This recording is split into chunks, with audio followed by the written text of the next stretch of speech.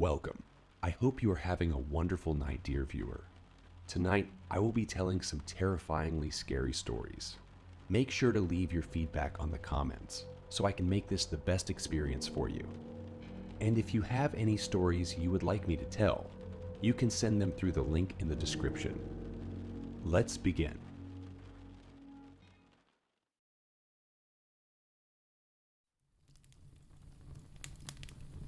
Get inside, right now. Daddy, what's happening? My daughter was clearly terrified. My wife held her with a firm embrace as she stepped into the basement door.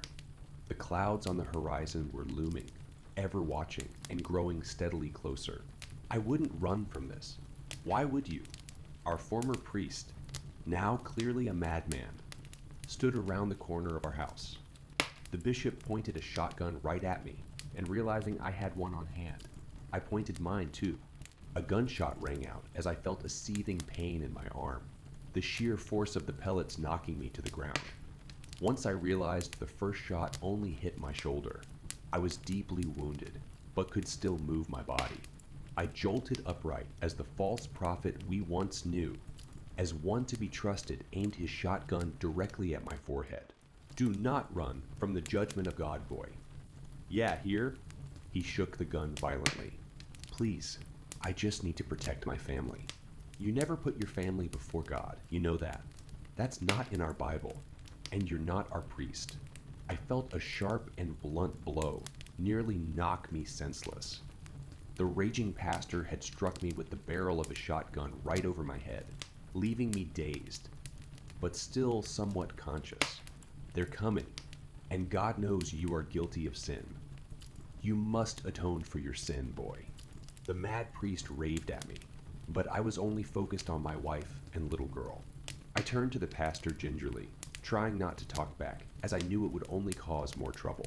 Then I heard the whispering, and that whispering turned into an imminent and endless buzzing. These things were demons.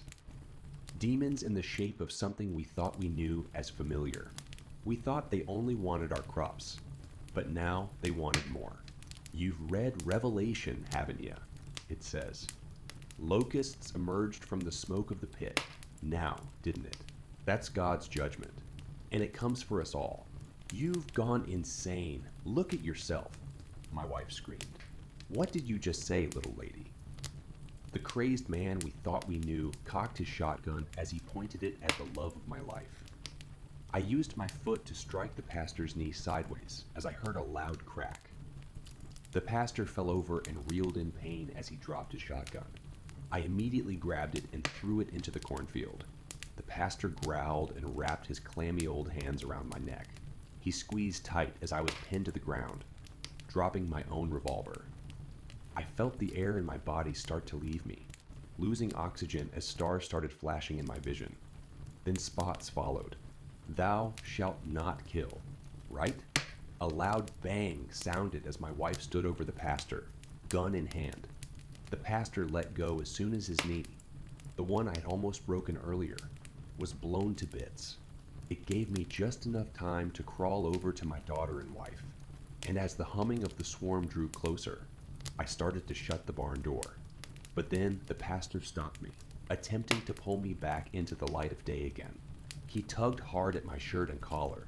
He practically gained all his strength and pulled me out of the basement, limping and dragging me by the hairs. He stood me up and forced me to watch as the swarm got closer, the cloud of devils gaining wind. Look at them. That is your judgment, our judgment. The kingdom of God draws near, boy. I reared my head forward to head, but the shell of my friend in the nose, only to repeat it so I could get a good hit in. I sprinted as the bugs dived down upon the earth we stood on and swarmed my husk of a friend. I didn't look back. I heard his screams, and I didn't look back for even a second as I shut the door to my bunker.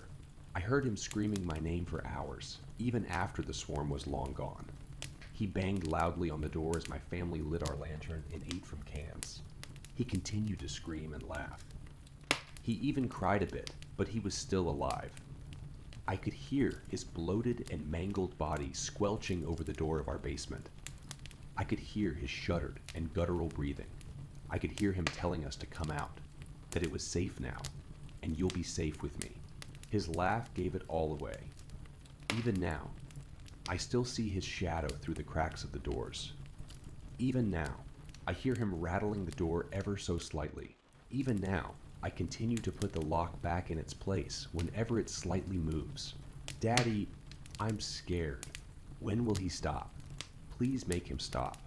My wife begs me to go out there and put our once good friend out of his misery, but they know I can't do that. If he was strong enough to take me on in his normal state, how strong would he be now? I'm getting tired as I write this. My wife and daughter are already asleep. The bolt lock is loosening up again, and I'm not sure if there's a way out anymore. I just hope that God will give me strength. I'm writing this diary because there's a possibility I'm going crazy. I might have suffered a severe memory loss today. I don't even know where to start. I remember being in the middle of a tall, dark forest with my best friend, Scott. The problem is, I have no idea how I got there. I remember going to sleep yesterday, but I don't know what happened afterward. Hey, Scott, what the fuck are we doing here? I asked him.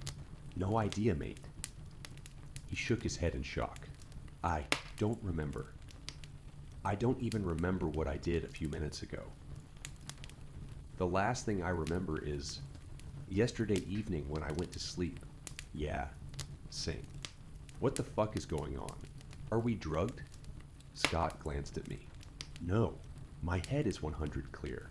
I just don't remember anything from today. Let's just get back home, eh? Someone's missing. What? I raised my eyebrows. I feel like there should be someone else here with us. But I don't remember who. As he said this, I had the same feeling. I still don't remember how we got into that forest, but there were 3 of us. Me, Scott, and someone else. But for fuck's sake, I can't remember who. We later went back to our homes and texted a few common friends if they know something. But they all thought we were just drunk or high, or both. Needless to say, I'm not getting any sleep today.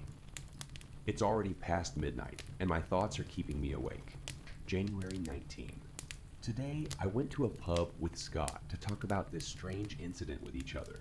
Look, first we have to know who was the third person with us, Scott said. Are you sure there was a third person? I mean, I remember the same, but maybe it's just our minds playing games with us.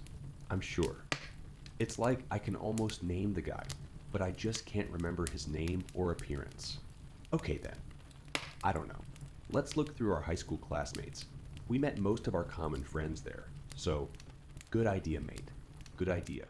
Luckily, I had the list of our classmates saved on my phone, so I opened the file and started reading the names. No, I haven't talked to him since our graduation. No, not her either. She's in Japan. Scott kept shaking his head as he read the names.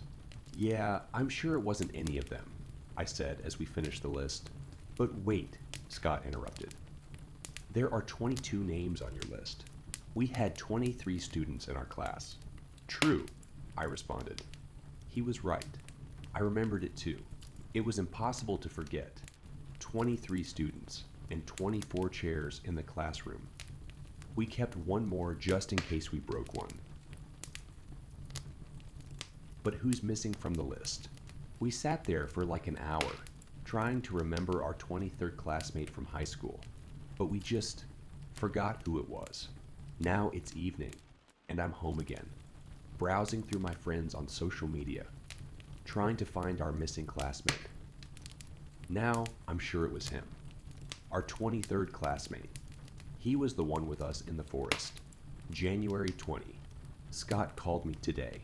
Morning, mate. Look, remember when in high school we were walking home and a homeless guy randomly offered to sell us cigarettes? Huh, yeah, I remember. I laughed. And we bought. I had to stop for a few seconds to catch my breath. We bought 3 cigarettes. Exactly. Who was the third person with us? I don't know. Mate, it's fucking crazy. It's like our friend just erased himself from reality. like he never existed. Is that even possible? I don't know, mate. This past few days, I don't know. January 24. This morning, Scott knocked on my door. Hey, Scott, I greeted him. What's up? Did you find something? Look, we have to get back to that forest, he said. To be honest, I thought it was a bad idea, so I tried to convince him otherwise. Scott just, mate, I'm sure that guy was a friend of ours. And something happened to him. Something made him vanish from the past and present. And I think we both know that the last time we might seen him was in that forest. Something happened there. Something terrible. We must find out. For him. Scott, listen. If he even existed, like, ever, and something erased him from existence, whatever it was, a cosmic power, an alien, a witch, or the devil himself, then it can do the same to us. If we suffer the same fate, he is our friend. We don't even know if he's real. I had two best friends for years, you and him. I'm 100 sure. Just as I am, I responded. He was right. The three of us were best friends, and still, we don't remember anything about the third guy. Even if there was no hope to bring him back anymore, our curiosity proved to be more powerful than our survival instincts. Who or what is so powerful it can erase someone like this? Tomorrow, Scott said. We're going to the forest tomorrow, January 25. Okay, so right now we're in that forest.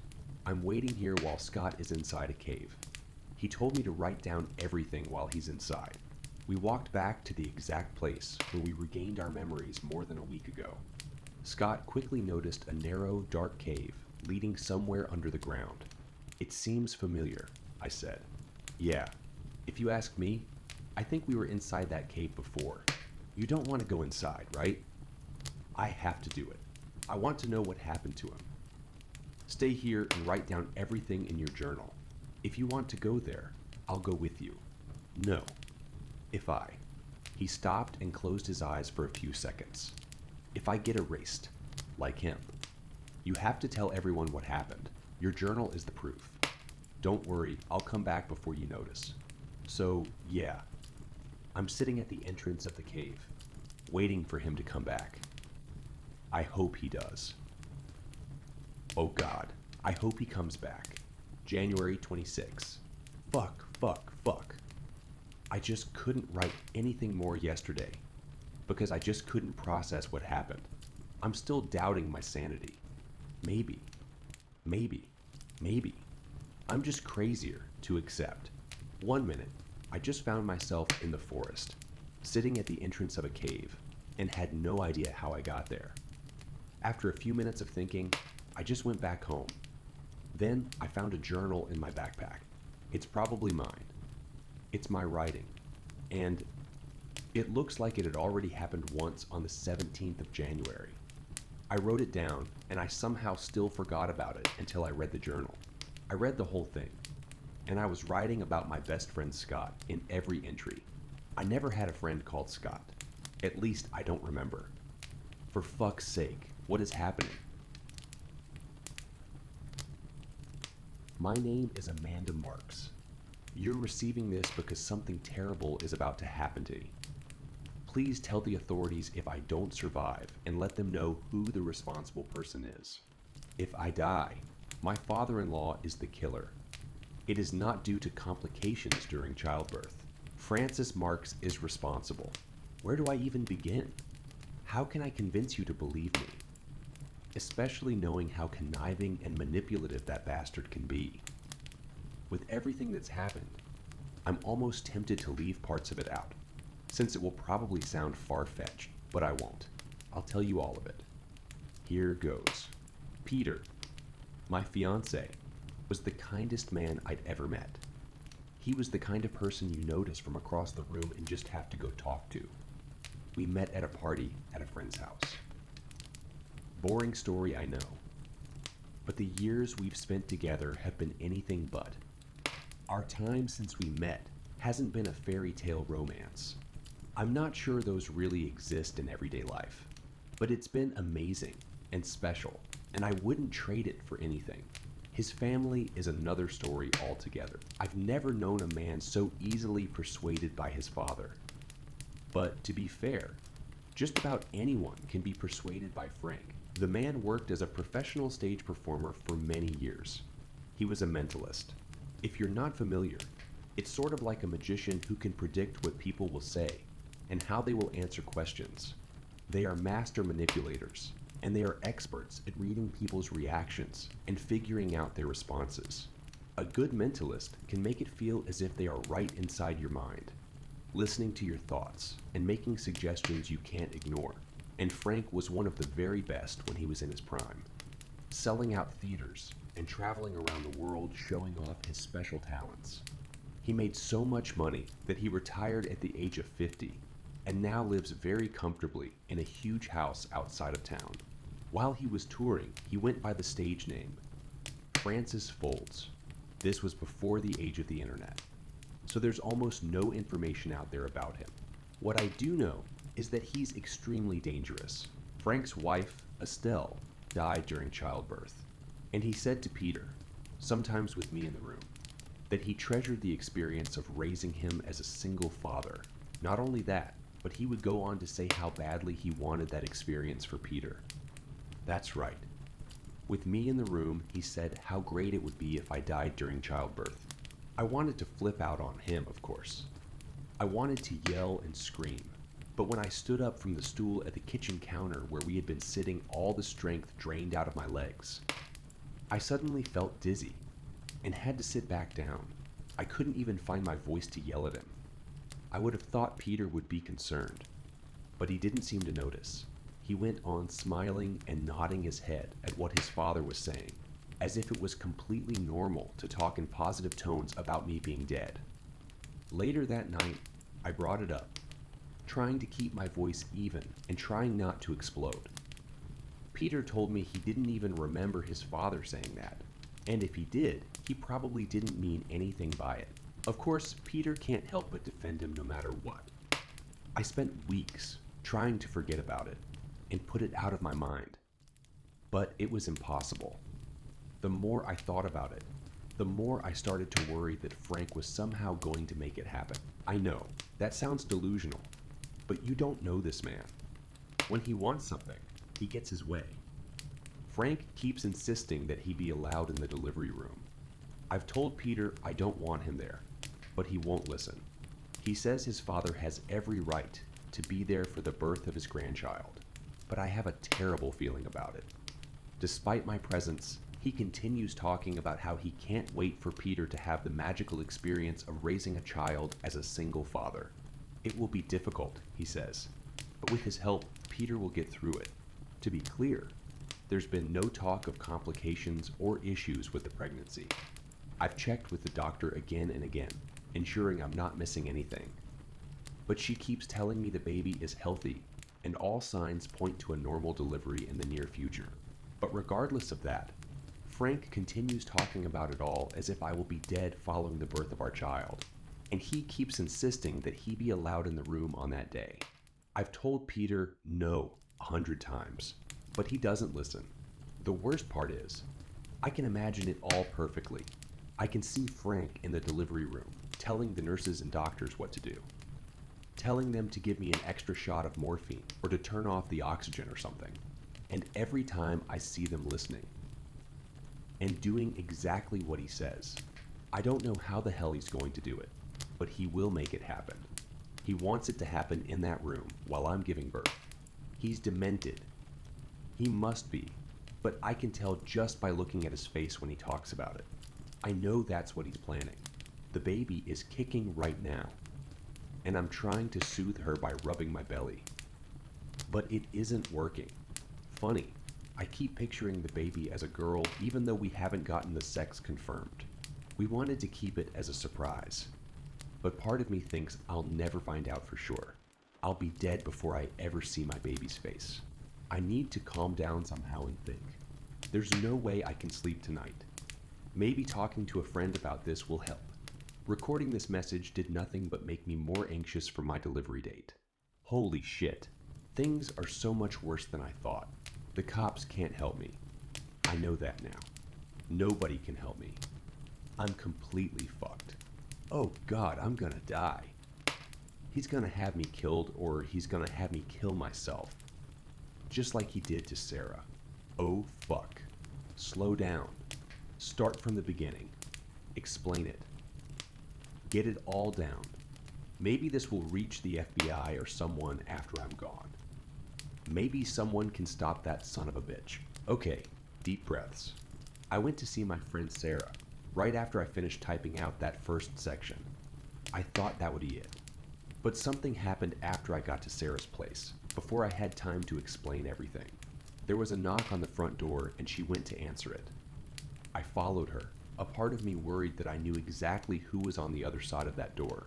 Sure enough, standing out there on the porch was Frank. I had a feeling you'd be here, he said, seeing me standing behind Sarah. You don't mind if I come in, do you? Sarah let him in reluctantly, looking like she didn't really want to, but had no choice. He shut the door behind him and the three of us stood in the foyer, looking at each other.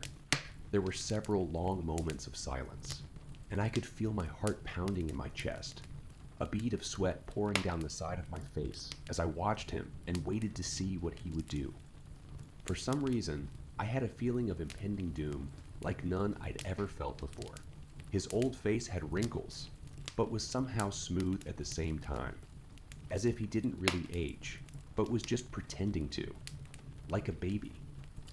Face scrunched up to give the impression of lines. I wondered for the first time if this man was a demon or some other supernatural being. How else could he do the things he did? How else could he make all that money from getting inside people's heads? Even now, he could make everyone around him dance to his tune and do everything he wanted. How else could you do something like that, if not by magic? He clicked his tongue and his eyes moved back and forth like someone watching a tennis match, as he looked silently from Sarah, then to me.